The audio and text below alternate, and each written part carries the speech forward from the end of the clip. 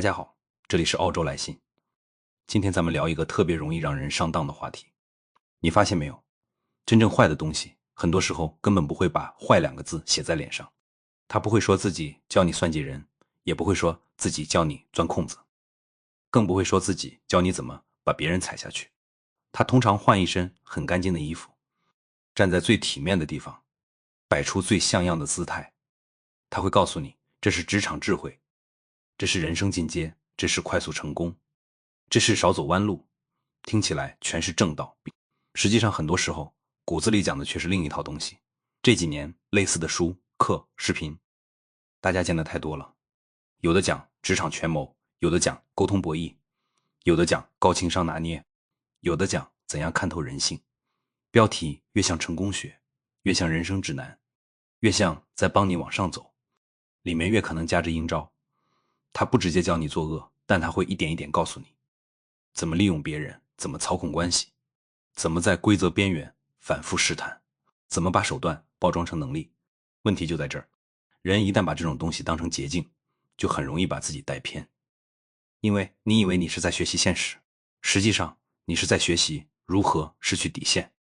你以为你是在学会保护自己，实际上你是在训练自己先去伤别人。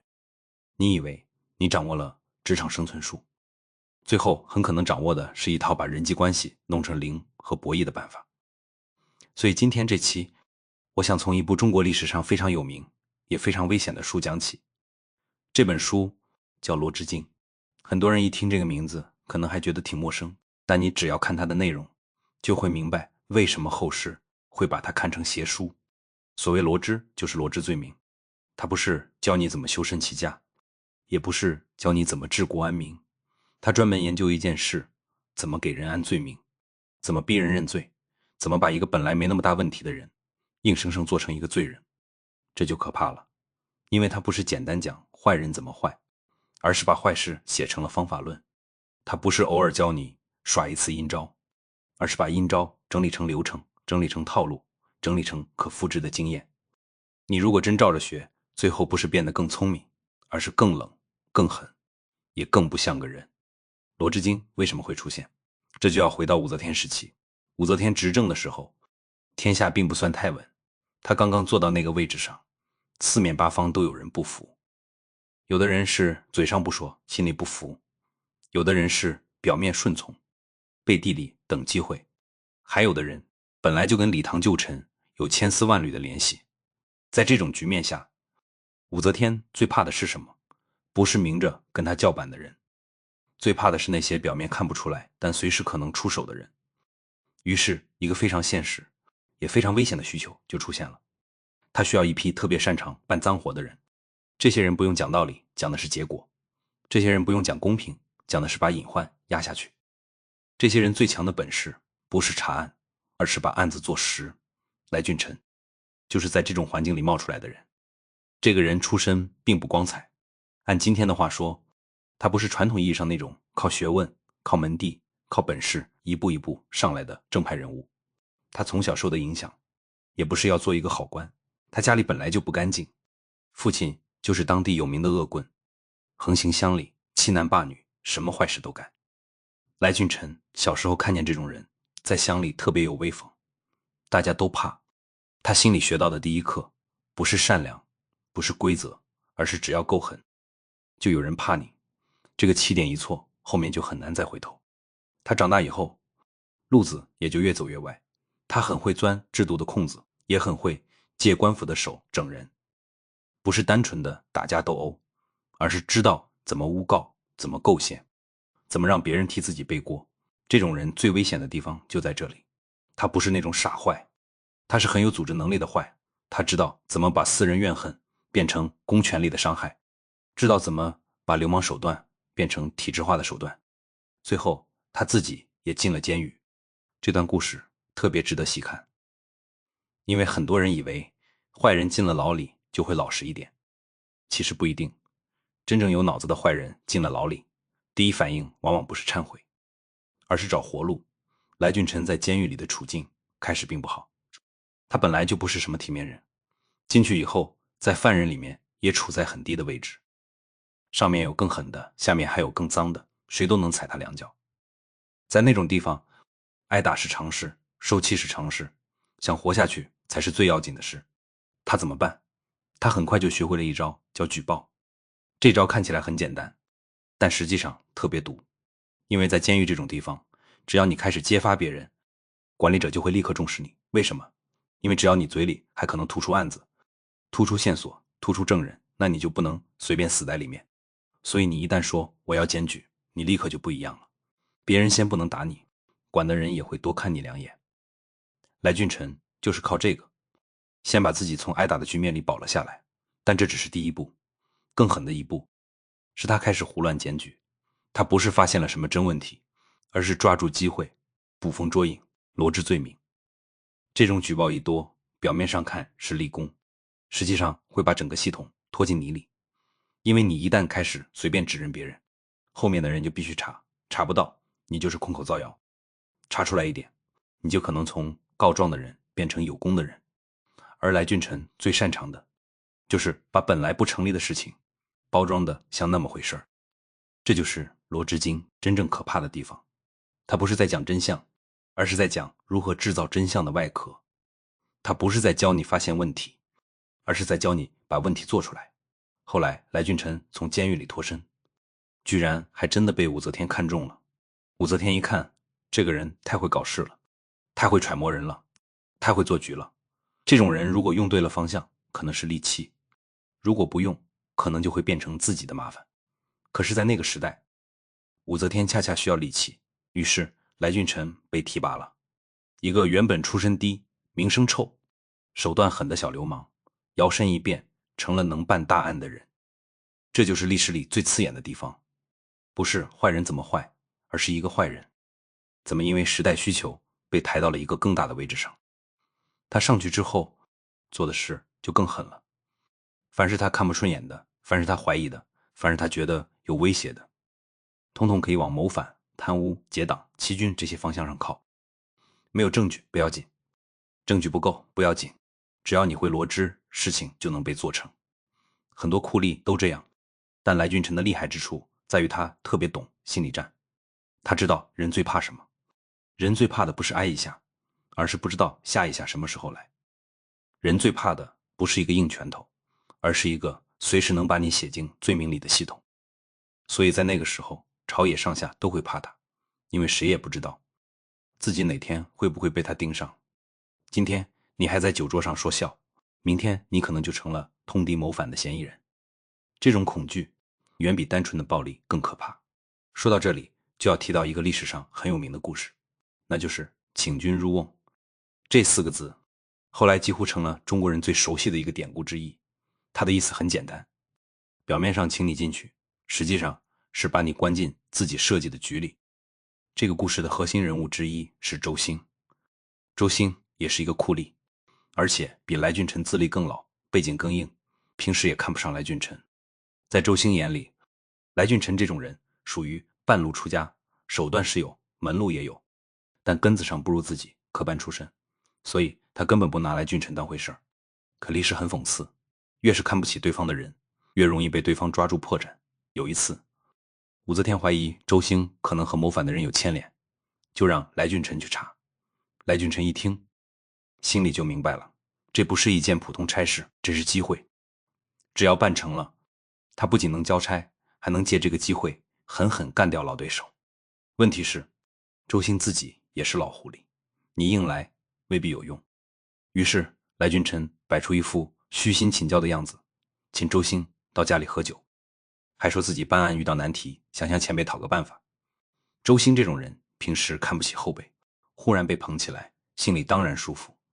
他以为自己占了上风，实际上已经进了局。酒喝到一半，来俊臣装作很苦恼，说前面有个嫌疑人死活不招，自己各种办法都用了，就是问不出来。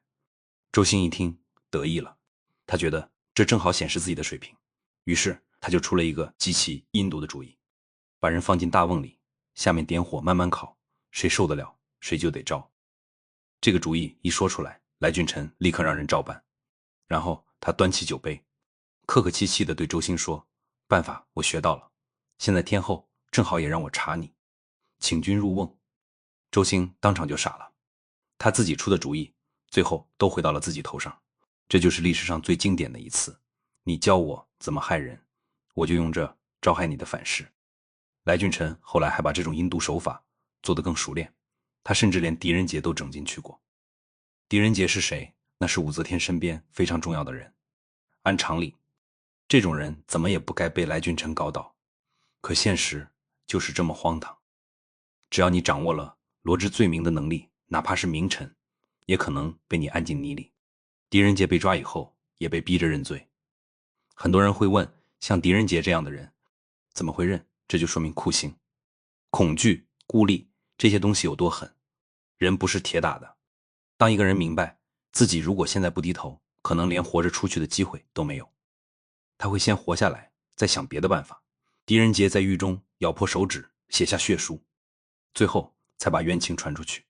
武则天看到以后，才重新把他放出来。而狄仁杰自己也解释得很清楚，不是我真服了，是我知道，如果我不先活着，就连申冤的机会都没有。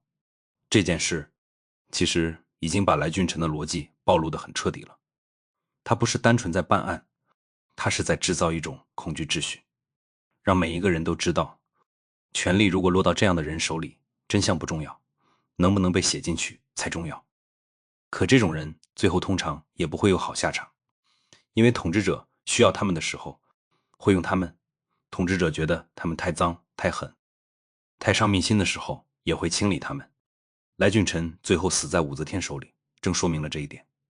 你替别人干脏活，别人也可能在某一天顺手把你处理掉。来俊臣和万国俊后来合写了《罗织经》，很多人把这本书看成古代版的黑手册。它表面上像经验总结，实际上是一整套专门针对人的阴招整理。它教人怎么看破绽，怎么挑软肋，怎么让人先慌、再乱、再认、再彻底失去反抗能力。你要说它里面全是废话，也不是，恰恰相反，它有些内容写得非常冷静，非常精准，非常像对人性的剖面。正因为它写得太像有效方法，所以才危险。坏东西最可怕的地方，不是它不灵，而是它太灵。这也就解释了为什么今天很多包装得很漂亮的成功学，本质上和罗织经有相同之处。他们不一定直接教你违法犯罪，但他们会持续训练你去用功利眼光看人。他们会告诉你，关系是拿来算的，朋友是拿来用的，规则是拿来钻的，体面是拿来装的。你一旦接受了这套逻辑，整个人就会慢慢变味。我一直觉得人可以现实，但不能只剩下现实。你可以知道世界复杂，知道人心有阴影，知道职场里有博弈，知道生意场上有手腕，但你不能因此就把自己活成一台只会算计的机器。因为当一个人只信手段，不信边界，最后他迟早会被自己的手段反噬。现实里很多人之所以会被这种东西吸引，不是因为他们天生喜欢坏，而是因为他们太想快一点了，想快一点升职，快一点赚钱，快一点翻身，快一点证明自己。这份焦虑本身不丢人，谁都有。可一旦有人顺着你的焦虑告诉你，真正有用的不是踏实做事，而是学会揣摩、拿捏、套路、借力，你就很容易动心。因为这些词听上去不难听，它不会像我教你怎么害人那样刺耳。他会说懂人性，他会说学会时局，他会说看透规则，他会说成年人的世界本来就这样。一旦这种话说多了，很多人就开始把自己原来那点犹豫和羞耻感慢慢抹掉了。但我想提醒一句，真正厉害的人往往不是最会摆弄人的人，真正能走远的人是那种既懂规则又不轻易把规则当玩具的人。他知道什么时候该进，什么时候该退，知道什么时候该争，什么时候该让，知道什么可以谈，什么不能碰，这叫分寸，而不是把每一次人际接触都处理成一次无声的博弈。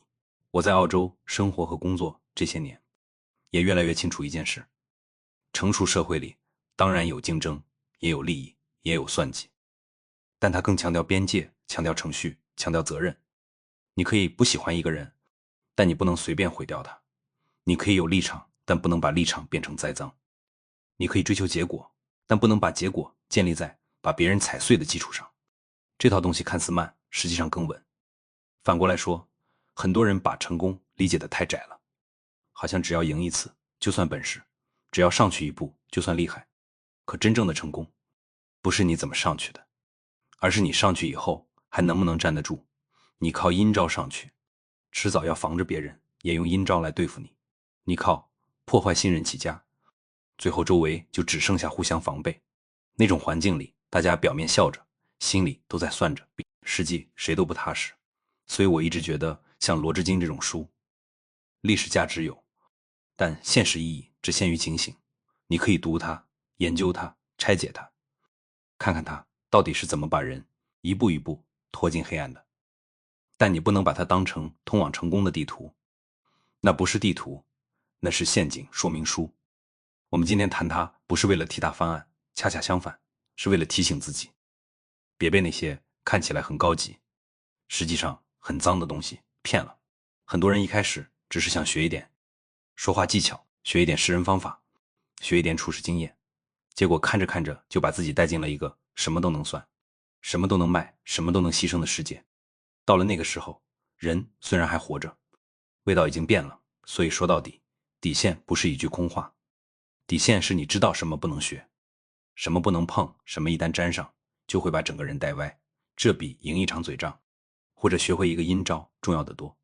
所以读《罗织经》这类东西，不是为了学坏，是为了看清楚坏是怎么被包装出来的。你知道它怎么运作，才知道什么时候该停，什么时候该躲，什么时候该离远一点。说到底，这才是今天我们重提这段历史的意义，不是崇拜阴谋，不是歌颂权术，而是识别权术。你看懂了人性的暗面，才更知道什么叫守住底线。